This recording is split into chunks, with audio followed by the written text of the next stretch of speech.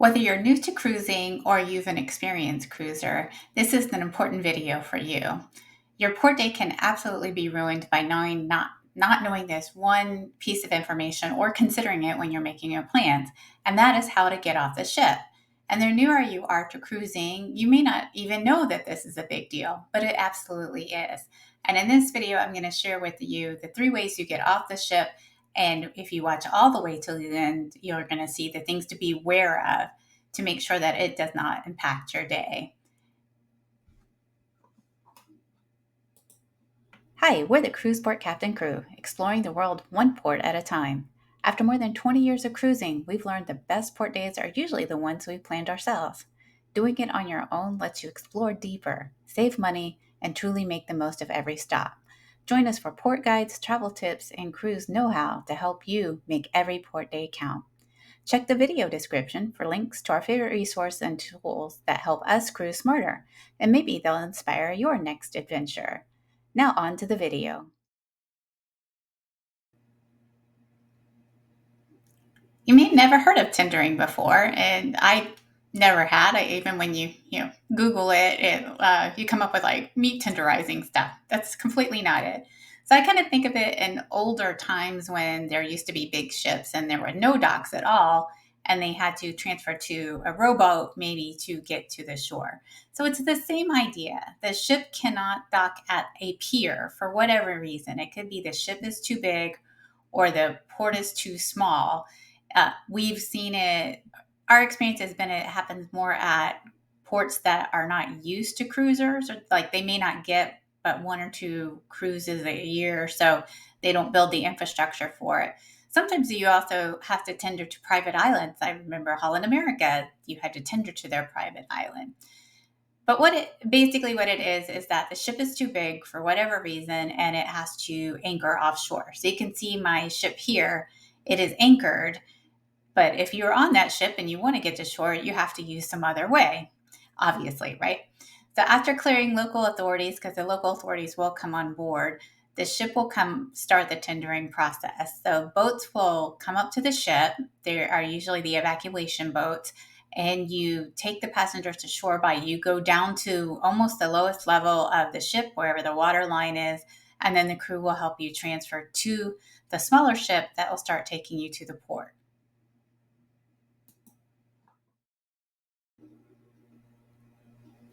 This is an example of what a tendering ship looks like. So, like I said, it's usually one of the evacuation ships. To be aware of is that you will feel the rough sea. They are free floating, so it's more like being on a more traditional recreational boat than it is being on the big ship that's got all fun, nice stabilizers. There's no stabilizers on these things. If the waves are up and down, you are going really up and down. So if you're prone to seasickness, make sure you've got your meds that day to help you.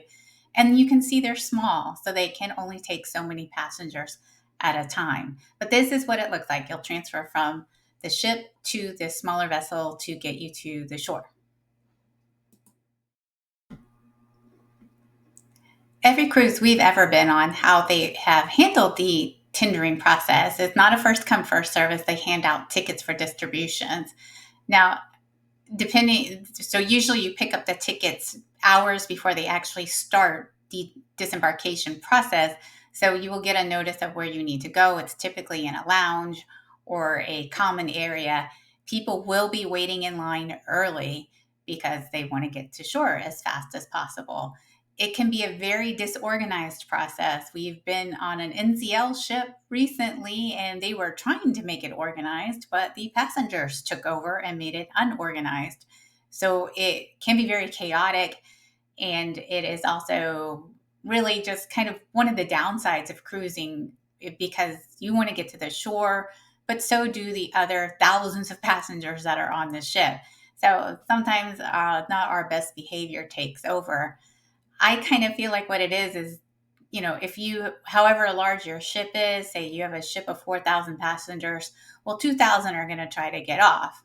And with that happening, that's 2,000 people and their families all trying to do the same thing. And it can just not really show the best of human nature. And those tickets are given out usually first come, first serve. make sure you're getting it from a crew member and not from another passenger. I had this bizarre thing happen on one cruise where a very confident passenger was at what looked like they're in the distribution desk, and she started handing out numbers to people, and she was so confident about it, people were taking them. She was a passenger. She ended up being on an excursion with us the next day. She had nothing to do with the crew. So the crew in charge of this is usually the shore excursion desk. So wait till you see somebody in a shore excursion uniform before you take a ticket to make sure you have the right ticket.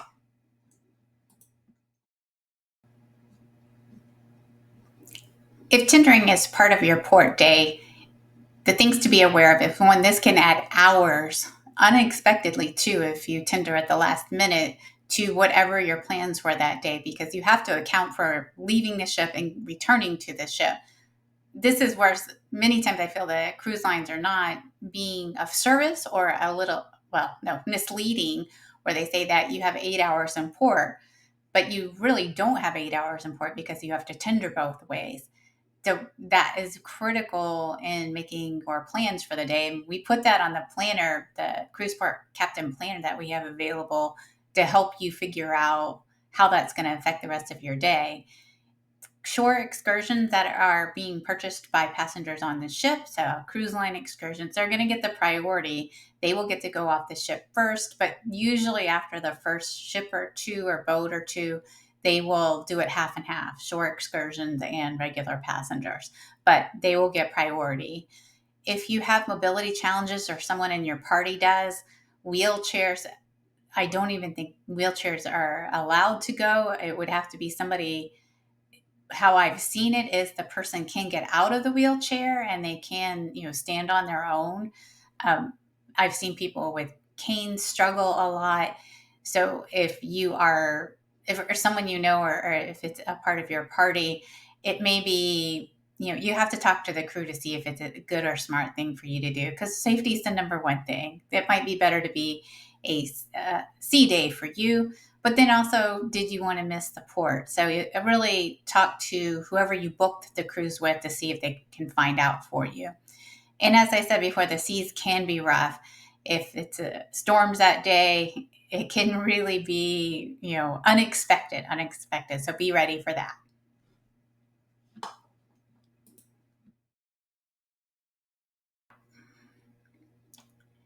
Next is the shuttle bus option. And you may be thinking, why would we ever use a shuttle bus? There's lots of times when you come into port that the port is either in a commercial port, and for safety reasons, they don't want passengers just walking around where there's cargo, forklifts, all kinds of dangerous stuff around. So they bring shuttle buses to the ship, which this is an example of what the shuttle buses typically look like. And they will take you all the way to the entrance of the port. That's one option. The second option is that the ship will provide a shuttle to take you to the city center, or where the main action is. And that happened to us in Brest, France, where we docked. We could come off the ship, but the ship provided a shuttle all the way from the ship to the main city center. This again is easy, but it is something that it's really, who knows what the cruise lines have in mind when they do this. We've seen it work really smoothly, and we've seen it be a big old headache and just, again, add needless time and headache to our experience. If it's a commercial port, there will be no option. You have to take the shuttle. There will not be any option just to walk off, because it's a safety thing, and that's always going to be first. Shore excursion, in this case, if you buy a shore excursion through the cruise line, or the other passengers that do, the shuttle buses, their separate tours will come right up to the ship. I'm sorry. So you don't even have to worry about them. It truly will be the passengers that are doing it DIY, or as we say, doing it the cruise port captain way, that will be using the shuttle buses.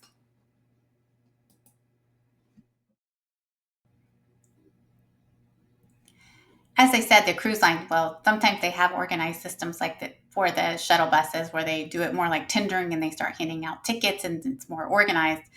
But then we've also seen it just be complete chaos, where they try to line people up. And this is the closest I will ever be to not being polite, Disney polite, because that's just the way I'm wired. Uh, some people can be real jerks with this because they just need to get off the ship, or they want to get off the ship, and for some reason they believe nobody else wants to get off ship. So people jump lines, people yell at the crew. This is really depends on the cruise lines itself, how well their signage is. And we were on one ship, and just it seemed like the crew was completely powerless, and really all they had to do was put up good signs and use a bullhorn and say, "You stand here." That's my suggestion, and I told them so in my guest service survey. um, Immigration can add to this as a problem as well. Now, this is very rare, but we were in one port in Africa, so very much they were not really have cruises come on very often. So first, the immigration officers had to come on. We all had to go through immigration, and then we had to take a shuttle bus as well. And as you can imagine, all of that took a long time, and it took a lot of unexpected time because it's not like the cruise line informed us of this. So this was another case where you think you have 8 hours in port, and you end up having 4 hours in port because of all the bureaucracy that's involved. The other challenge when it's a shuttle and you don't know it's a shuttle is there's a possibility you're going to miss a excursion if you booked it through a third party, like Get Your Guide or Viator. Those are the two that we use the most. Um, in this case, it's really important to stay in contact with your tour guide. But if you're too late, and this almost happened to us one time, where the other tours, they just left people, and we were lucky that our tour guide stayed. But first of all, the other passengers were mad at us. That's not our fault, though, and it could have easily just have been them. But it ended up affecting the tour as well. So this is important information if you can get it out of the cruise line when you're booking if this is going to be a case, because it can really mess up your day.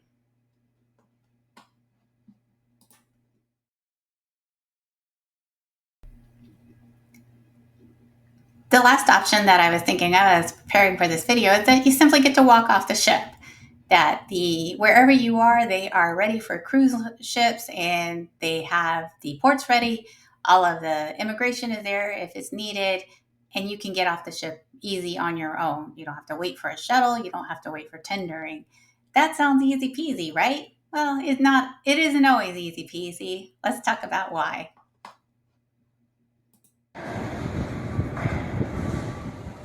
One reason is even though you can walk off the ship, you're still getting dumped in the middle of a commercial port, which would also mean that you're not near the action. So here, this is Southampton. This is really a picture I took, and you can see it's not glamorous. We really are in the middle of nothing. So even though we can walk off, we still have to do a little bit more to get to where we're going, or at least what's exciting about being in Southampton. This can happen a lot where you are getting off the ship, but you have to find your way to where you want to go. You could be miles away from where you want to go, or you could be hours away from where you want to go. And that's why we made the channel, is because we feel that when cruise lines advertise these ports that really aren't ports, they're taking advantage of you and kind of bullying you into thinking that you have to take their shore excursions. There's ways to do it yourselves, but again, it all comes about planning. And so don't assume like just because you can walk off the ship that you're going to be right where the action is and where you need to be. It just takes a little bit of, research and investigating, but you should be aware.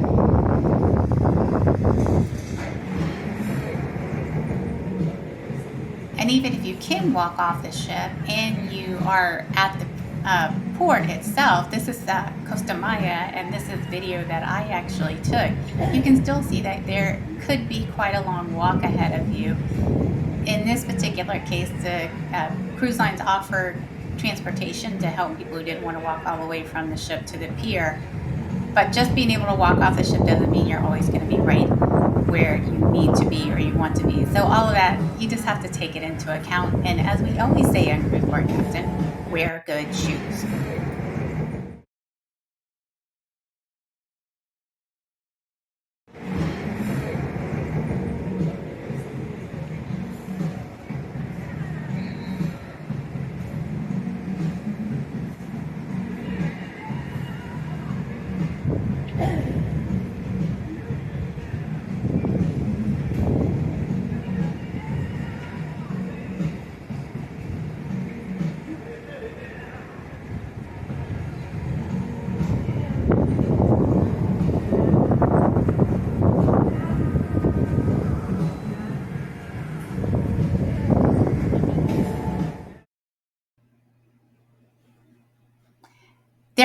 be aware of for all three of these types of ways you get off the ship. And this is just one example. So this was our most recent cruise in Asia.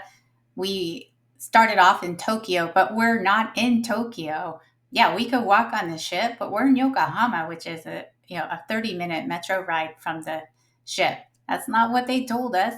I mean, they didn't hide it either, but in my mindset, and maybe yours too, when they say Tokyo, I think I'm going to go to Tokyo Bay and get on the ship. That's not what happened, and that happens many times, and that's why it's important to keep these final reminders in mind when you are planning your port days.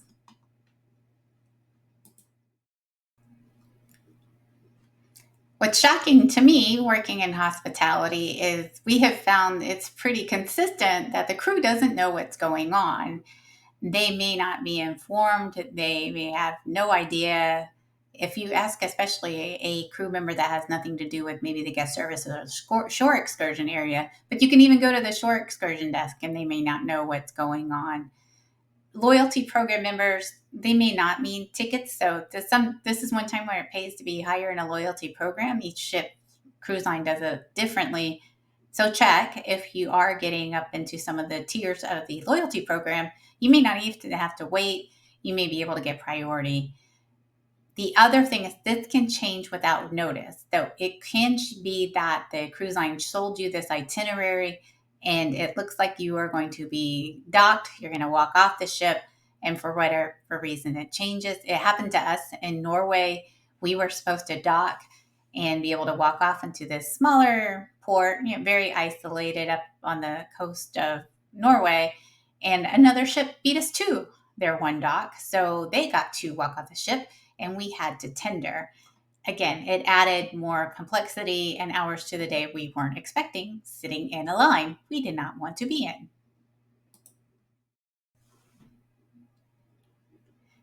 This bears repeating is that you have to account for not only the time it's going to take you to get off the ship, but what it's going to take for you to return to the ship. When you're tendering, when they say you need to be on ship at 4:30, you still need to be on ship at 4:30. You can't be tendering at 4:30. They'll start the last tender usually about 30 minutes before everyone is required to be on board. But this is critical planning your day. I mentioned immigration before. Immigration can add a challenge, and it's sort of a separate subject, but I'm going to include it in here and maybe make a separate video about it someday. But immigration can also unexpectedly add hours to your day of waiting in a line for total bureaucracy, but the ship has no control over it and you just have to go with it. The good news is that only affects you getting off the ship. Once you're off the ship, usually getting back on the ship is easy. And as I said before, this is important. If you booked a third-party crew tour, make sure you allow for enough time to meet your tour guide at the meeting point. Most of them are on WhatsApp now, no matter where you are in the world, and that's what we did. We just kept in touch with the person via WhatsApp, and that way they know that you're still on your way. They will wait as long as they can. They don't want to leave without you, especially if you've confirmed. But at some point, they will have to leave you if you didn't plan properly. So that's a good thing, is just make sure that you are allowing enough time.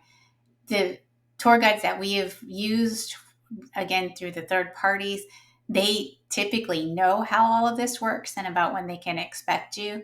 You still want to be in constant communication with them because they don't know if you change your plans or you get sick. So that's important when you're planning your port day.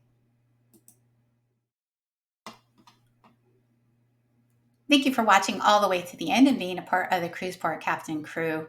We cannot emphasize enough how important this information is. It's a little different than most of our videos, but these tactical things, if you don't know them and you're not ready for them, they can really either ruin your day or certainly put a big wrench into your plans.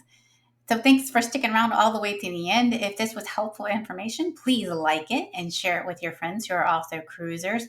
And of course, if you could take just a second to subscribe. Most people don't, and it's really helpful to us if you do. Just take 1 second, hit that subscribe button. It's nothing for you, costs you nothing, but it means the world to us as we're growing the channel. And the more we can take our time, improve our tools, and make better videos for you. because that's our whole goal, is to help you have the fantastic vacation. There's some items in the description box that can help you have a great cruise, things we use in our cruise port captain planner. Otherwise, make life a bon voyage, and I'll see you in the next video.